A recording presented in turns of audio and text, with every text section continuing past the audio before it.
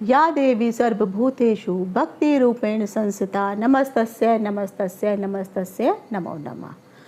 ये जो मंत्र है ये दुर्गा देवी का मंत्र है। शारदीय नवरात्रि की शुरुआत हो रही है और नवरात्रियों को लेकर के लोगों के मन में कुछ कन्फ्यूज़न भी बना हुआ है, क्योंकि इस साल जो नवरात्रि शुरू हो रही है वह 9 दिन की नवरात्रि नहीं बल्कि 10 दिन की नवरात्रि होने वाली है। इसके पीछे का आखिर कारण क्या है? अगर कुछ लोग ऐसे हैं जो पूरे 9 दिनों का व्रत करते हैं, तो आप अगर कोई एक व्रत बीच में छोड़ना चाहते हैं, क्योंकि 10 दिन तक नवरात्रि रहेगी, तो कौन से दिन का व्रत आपको छोड़ना चाहिए? जो लोग घट स्थापना करते हैं तो घट स्थापना का समय और मुहूर्त क्या है, और तिथियों में कहाँ पर हेर फेर हो रहा है, क्यों 9 दिन की नवरात्रि 10 दिन में बदल रही है, और जो 10वें दिन दशहरा होता है वह दशहरा 11वें दिन मनाया जाने वाला है। आखिर इन सब के पीछे का कारण क्या है? और कंजक पूजक में कुछ लोग जो है कुछ गलतियां कर देते हैं। ऐसी कौन सी गलतियां हैं जो अमूमन मोस्टली मैंने लोगों के द्वारा की हुई देखी हुई हैं? तो आपको कंजक पूजक जो भी करना है वो किस हिसाब से करना होता है, शास्त्रों में क्या विधि विधान बताया गया है, इन सभी की जानकारी लेकर के मैं डिम्पल शांडिल्या जिज्ञासा ज्ञान की प्यास के माध्यम से अपने सभी नए और पुराने दर्शकों का हार्दिक स्वागत करती हूँ। नमस्कार। जिज्ञासा ज्ञान की प्यास यूट्यूब चैनल में आप सभी का डिम्पल शांडिल्या की ओर से हार्दिक अभिनंदन है। अगर वीडियो में दी गई जानकारी आपको मूल्यवान लगी हो तो इस चैनल को लाइक, शेयर और सब्सक्राइब करना ना भूलें। वीडियो देखने के लिए धन्यवाद। शारदीय नवरात्रि, इसका अर्थ होता है शरद ऋतु की जब शुरुआत होने वाली होती है तो शरद के हिसाब से ही शारदीय पड़ गया। और नवरात्रि अर्थात 9 दिनों तक देवी माँ के अलग अलग स्वरूपों की जो पूजा की जाती है, इसीलिए इसे नवरात्रि कहा जाता है, क्योंकि रात्रि के समय यहाँ पे देवी पूजन का महत्व बढ़ जाता है।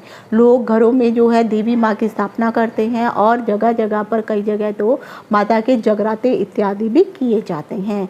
और काफ़ी लोग जो हैं जो जोड़ों में व्रत रखते हैं, पहला और आखिरी व्रत रख लिया, या बीच में कोई भी एक साथ 2 व्रत उठा लिए, या कुछ लोग तो है पूरे 9 के 9 व्रत रखते हैं।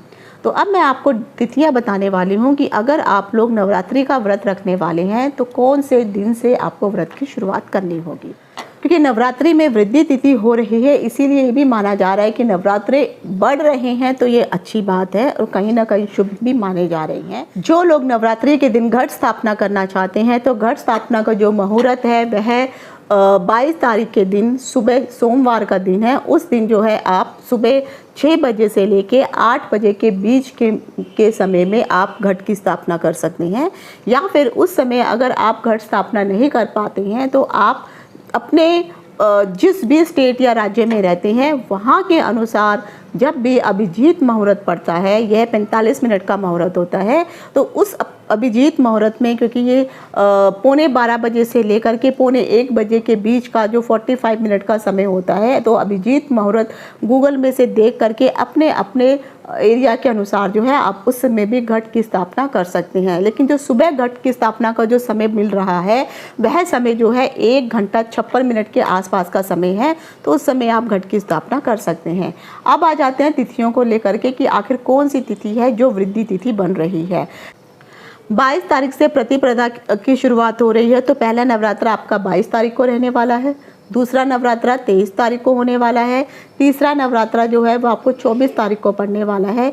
लेकिन उसके बाद जो है जो चौथा नवरात्रा है, यहाँ पर जो चतुर्दशी की तिथि है, ये तिथि के कारण जो है आगे की तिथियों में वृद्धि हो रही है। हालांकि देखा जाए जो तीसरी तिथि है, क्योंकि इस दिन जो है 24 तारीख को तृतीय तिथि की शुरुआत सुबह हो जाएगी, और उसके बाद ये जो तिथि की जो समाप्ति है अगले दिन 25 तारीख को जो है सुबह 7 बजे के आसपास इस तिथि की समाप्ति हो रही है। तो क्योंकि सूर्य उदय आजकल जो है 6 बजे के आसपास हो जा रहा है, जिसके कारण 7 बजे जो है तृतीय तिथि तक चल रही है, तो अमूमन देखा जाए तो यहाँ पर तृतीय तिथि की वृद्धि हो जा रही है, तो तृतीय तिथि जो है 2 बार पड़ जा रही है। और फिर जो 7 बजे के पश्चात जो है बाकी फिर चतुर्थी तिथि चलने वाली है, और अगले दिन जो सूर्य उदय हो रहा है वह भी चतुर्थी तिथि में ही हो रहा है।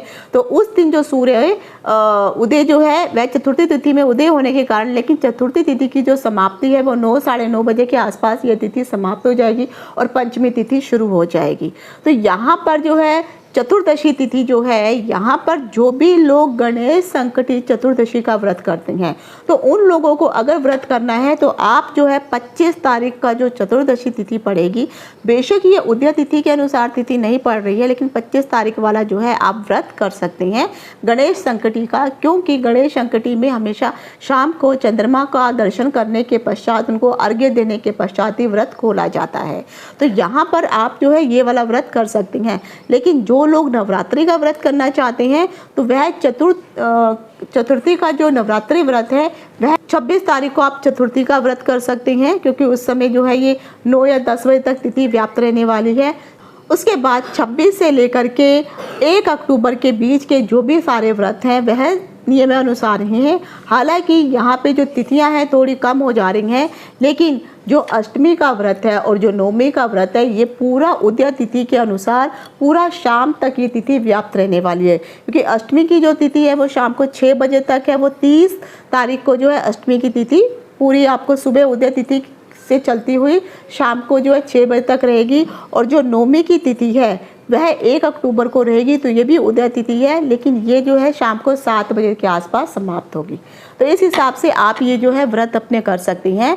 लेकिन यहाँ पर आता है कंजक पूजा। तो जो लोग अष्टमी को कंजक पूजा करते हैं और जो लोग जवारे इत्यादि उगाते हैं और अष्टमी के दिन अगर पारण आप कर लेते हैं, तो अष्टमी की तिथि क्योंकि शाम को समाप्त हो रही है, तो आप अष्टमी के दिन कंजक पूजा कर सकते हैं। और जो लोग नवमी के दिन जवारे वगैरह जो है उठाते हैं और माता की मूर्ति वगैरह अगर आपने स्थापित कर रखी है तो उसको भी जो है, क्योंकि पार्थिव मूर्ति रखी जाती है, तो वो भी जो है आप नवमी के दिन भी उसको जो है आप उठा सकते हैं और जवारे जो भी हैं आप वहाँ से निकाल सकते हैं। प्रसाद के रूप में जवारे अपने पास जरूर रखिए। उसके पास पश्चात आता है कि जो लोग कुछ लोग जो है 10वीं तिथि के आसपास भी जो है जवारों को उठाते हैं 10वें दिन। तो जो लोग 10वीं तिथि को भी देख रहे हैं तो ये भी शाम के 7 बजे तक व्याप्त रहने वाली है। तब भी आप 10वीं को भी, क्योंकि दशहरे के रूप में मनाया जाएगा, तो आप 10वीं तिथि को भी आप जवारे निकाल सकते हैं।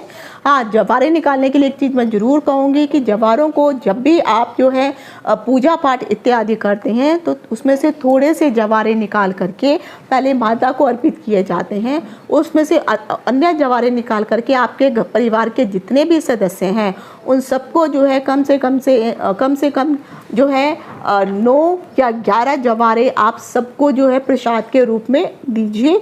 और वो जो है आप फोल्ड करके जहाँ पर भी आप धन रखते हैं वहाँ पर उन जवारों को उस जगह पर थोड़ा कुमकुम वगैरह डाल के एक पेपर में रैप करके जो है आप अपने तिजोरी में रख सकते हैं। या जो लोग अपना पर्स वगैरह इस्तेमाल करते हैं तो आप अपने पर्स वगैरह में भी इस जवारों को रख सकते हैं। तो इस तरह से जवारे अपने घर में रख सकते हैं आप। ये प्रसाद होता है और जब अगला नवरात्र आता है तब आप इन जवारों को चेंज कर सकते हैं। अब आता है कंजक पूजा के लिए। जो लोग कंजक पूजा करते हैं उनके लिए सबसे ज़रूरी ये चीज़ है कि कंजक पूजा के कुछ नियम बताए गए हैं। क्योंकि मैं साउथ में रहती हूँ तो यहाँ पे कई जगह मैंने देखा है लोग कंजक पूजा के लिए जब कन्या ढूंढते हैं तो मिल नहीं पाती हैं, तो कई बार मंदिरों में जाकर के भी कंजक पूजा करनी पड़ती है। तो यहाँ पर कुछ लोग क्या करते हैं कि खाना वगैरह पैक करके लेके आ जाते हैं और उनको खड़ी लड़कियां मिलती हैं और वो लड़कियों को वो बॉक्सेस, जिस तरह से अगर स्विगी और जोमेटो में आपको बॉक्सेस आ जाते हैं ना, खाना घर पे डिलीवरी कर देते हैं, वो उसी तरह के बॉक्सेस में पैक करके कन्याओं को दे के चले जाते हैं। तो ये कन्या पूजन का सही तरीका नहीं होता है। अगर आपको अपने पास पड़ोस में कोई कन्या पूजन के लिए नहीं मिल रही है और अगर मंदिर में जाके भी पूजन कर रहे हैं तो आप 3 लड़कियां या 5 कन्याएं, 7 कन्याएं, जितनी आपको मिल सकती है, मिनिमम 3 होनी चाहिए, उनको बुलाइए, उनको आसन दीजिए, कुछ आप नीचे बिछा सकते हैं, उनको बिठाइए। अगर आप चरण उनके धुलवा सकते हैं, मंदिर में पानी मिल जाता है तो सर्वप्रथम उनके चरण जरूर धुलवाइए। उसके पश्चात जो भी आप उनको आसन में विराजमान कीजिए, फिर उनको कुमकुम तिलक लगाइए, कुमकुम लगाइए, रोली लगाइए। उसके बाद पत्तल उनके लिए आगे रखिए और जो भी आपने भोजन बनाया है थोड़ा थोड़ा उनको भोजन अर्पित करिए, उनको भोजन खाने के लिए बोलिए और फिर बाद में उनको जो है दक्षिणा जरूर दीजिए। कुछ लोग जो है उनको गिफ्ट वगैरह देते हैं तो आप जो गिफ्ट लाए हैं वो आप दे सकते हैं, या फिर कुछ लोग जो है उनके लिए चुन्नियाँ लेके आते हैं तो आप भोजन जब वो खा रही होती है तो उनके सर पे जो है चुन्नियाँ जरूर अर्पित कीजिए और सबके कन्याओं को चरण जरूर छुइए। आप हस्बैंड वाइफ अगर अगर मिलके ये काम कर रहे हैं तो बहुत अच्छी बात है। उनके चरण को छूइए और साथ में उनको 11 रुपये 21 रुपये जो आपकी श्रद्धा है उनको दक्षिणा के स्वरूप में जरूर दीजिए। तो इस प्रकार से विधि विधान से कन्या पूजन किया जाता है और यही सही तरीका है। आपको कन्याएं नहीं मिल रही और खड़े खड़े चलते हुए आप सिर्फ उनको बॉक्स पकड़ाते हुए जा रहे हैं, इस तरह से मत करिए। हाँ, थोड़ा इंतज़ार कर लीजिए। अगर कोई पहले से उन पूजा कर रहा है तो आप इंतज़ार कीजिए, जब उनकी पूजा खत्म हो जाए तो आप अपनी पूजा इस तरह से शुरू कर सकती हैं। लेकिन दक्षिणा स्वरूप कन्याओं को भेंट देना अत्यंत जरूरी है और सबके चरण छूना भी बहुत अधिक जरूरी है। तो इसी तरह से नवरात्रि की संपूर्ण पूजा होती है। और रही आपको पूरी डेट अगर फिर भी चाहिए होंगी और टाइम चाहिए होगा तो मैं डिस्क्रिप्शन बॉक्स में नीचे आपको पूरा डेट और टाइम्स लिख के दे दूंगी। नवरात्रि में घट स्थापना का समय क्या होने वाला है, कब आप क्या कर सकते हैं, कौन सा व्रत का समय कौन से दिन रहने वाला है, इन सब की डिटेल में जो है नीचे डिस्क्रिप्शन में दे दूंगी, तो आप वहाँ से देख सकते हैं।